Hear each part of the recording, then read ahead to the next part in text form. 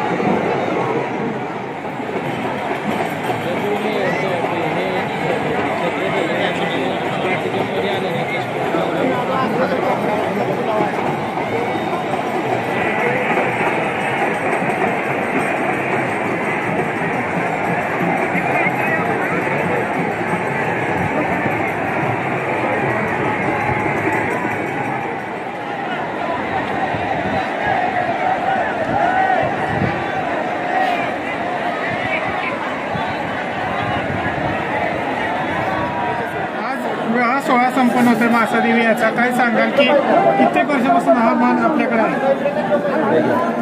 पहिलं तर महाराष्ट्राचा आराध्य दैवत फुलझारी मासाचा यात्रेचा आजचा मुख्य दिवस। या यात्रेला खंडोबा आणि मासाचा विवाह सोहळा संपन्न होतो आणि या यात्रेला महाराष्ट्र आंध्र कर्नाटक आंतरराज्यातील लोक या यात्रेला येत असतात। खऱ्या अर्थाने ही भूमी छत्रपती शिवरायांच्या पदवर्षानं पाहून झाली। प्राचीन काळापासूनचं हे मंदिर आहे।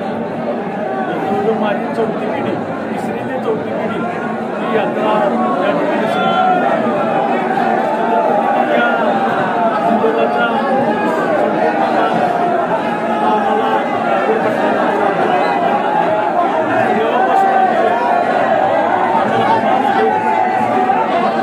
या ठिकाणी देवाची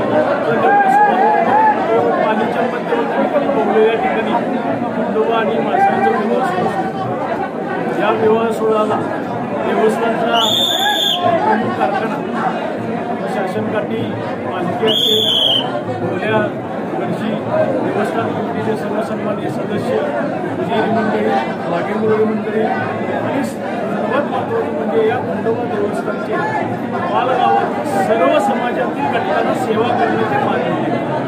त्याच्यामुळं सर्व समाजातील घटक या ठिकाणी या सोहळ्यामध्ये सामील होतात. या सोहळ्यासाठी वराडी मानकरी, 9 मानाची गाडी, शासनकाठी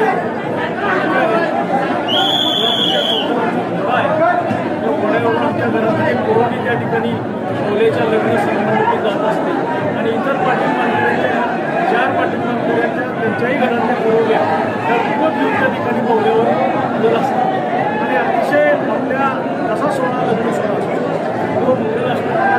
आमच्या देवस्थानचे उपाध्ये, इतर मंडळी, पुजारी यांच्या उपस्थितीत इतर पण लग्न सोहळा.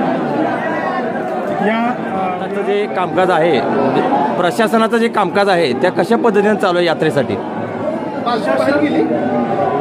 प्रशासन जर आपण पाहिलं असेल तर या यात्रेच्या नियोजनासंदर्भात आमच्या 3 मिटिंग होतात. पहिली आमच्या पोलीस स्टेशनचे PI आणि आमचे सर्व ट्रस्टी, आमच्या गावातील सर्व कारखान्याचे मानकरी आणि या यात्रेला येणारे सर्व वराडी मानकरी या सर्वांना आम्ही आमंत्रित करतो आणि यात्रेची ही पहिली मिटिंग होती.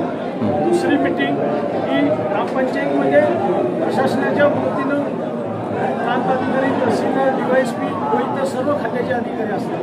त्यांनी या यात्रेचं नियोजन केलेलं असतं. या यात्रेमध्ये जी काही कामं असतील ती कामं परिपूर्ण करण्याचा त्यांचा प्रयत्न असतो. पोलीस महसूल विभाग, पोलीस विभाग. नंतर ती तिसरी मिटिंग जी होती ती माननीय जिल्हाधिकारी, SP व इतर सर्व अधिकाऱ्यांची उपस्थित होती. जी कामं पहिल्यांदा दुसऱ्या मिटिंगला सुचवलेली आहेत प्रशासनाने, ही कामं परिपूर्ण झाली की नाही हे पाहिलं जातं.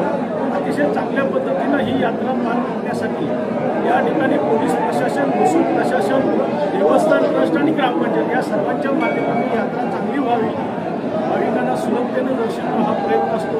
यावर्षी या तालुक्याचे लोकप्रिय आमदार माजी मंत्री बाळासाहेब पाटील साहेबांनी जो दरवर्षी आम्हाला यात्रा मिरवणूक मार्गावर दूर करावं लागायचं, ही मागणी आम्ही सर्व ग्रामस्थांनी केली आणि जवळजवळ 2.5 कोटी रुपयाचा सुसज्ज असं या ठिकाणी निर्माण झाला. त्याचं लोकार्पण 16 परवा दिवशी घेतला.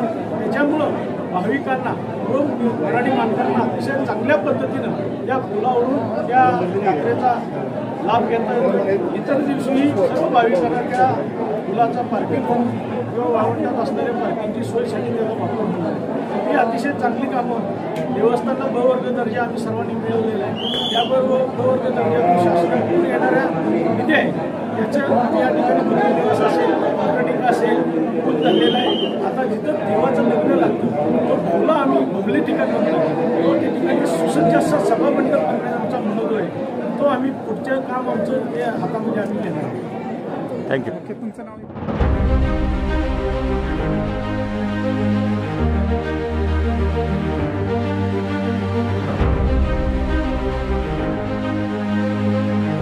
तुम्ही जर मराठी रोकटोक न्यूज चॅनलवरती नवीन असाल आणि तुम्ही जर या चॅनलला सबस्क्राईब केले नसेल तर या चॅनलला सबस्क्राईब करा आणि या व्हिडिओला लाईक आणि जास्तीत जास्त शेअर करा. ताजे अपडेट पाहण्यासाठी पाहत राहा मराठी रोकटोक न्यूज चॅनल. धन्यवाद.